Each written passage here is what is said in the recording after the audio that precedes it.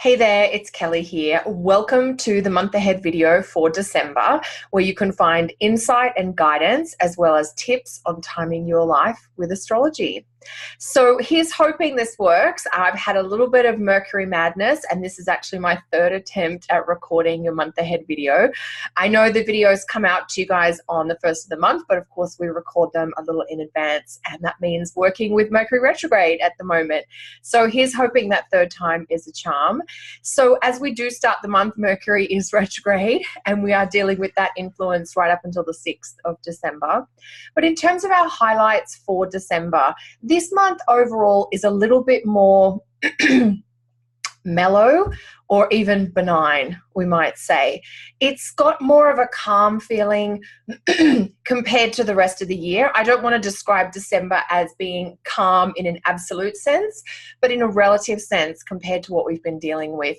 There are a lot of planets in Jupiter's dignities this month, which basically means we have a lot of planets moving through either one of those two signs that Jupiter rules. So we have a lot of planets going through Pisces, we have a lot of planets going through Sagittarius. So with so much focus on Jupiter, the kind of jolly giant of the heavens is really taking center stage. And as we know from last month, Jupiter, of course, is now in one of those two home signs moving through Sagittarius. So Jupiter has a lot to offer right now. And I think the promise of the longer trend of Jupiter and Sagittarius does become increasingly clear throughout this month.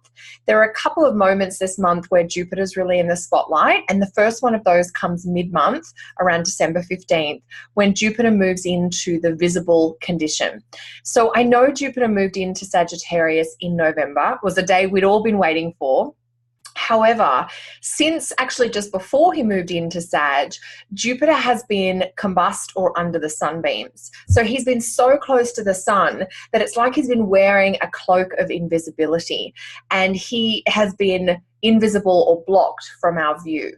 And that's what happens when planets get really close to the sun. They get obscured by the dominant life force of the sun. And so what's happening mid-month in December is that Jupiter moves far enough away from the sun that it can be seen in its own right. And this return to visibility is like an emergence theme where Jupiter is coming out of the shadows and taking his rightful place center stage or at the center of our focus. And the second half of this month, so Jupiter becomes visible around the 15th of December. Technically, that's when Jupiter is about 15 degrees away from the sun. That's usually considered it's sort of the default that we use to say, yeah, planets visible about this point in time. It's not an exact science. Some planets can be visible only at 10 degrees distance from the sun. Some planets need 16 or 17. And sometimes it depends on atmospheric conditions like clouds or what have you, time of day. But usually the rule of thumb we use is if a planet's more than 15 degrees from the sun, we can see it, which means if it's visible, it's operating in a way that we can consciously connect with it. And that starts again for Jupiter mid-month.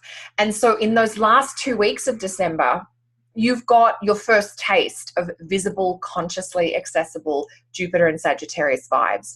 And so if you've been thinking, oh gosh, everyone promised all these wonderful golden things with Jupiter moving into Sag, and I didn't really get that, you may get more of that in the second half of December. So I talk more about that in the week ahead videos, but just to let you know, that's an important date this month.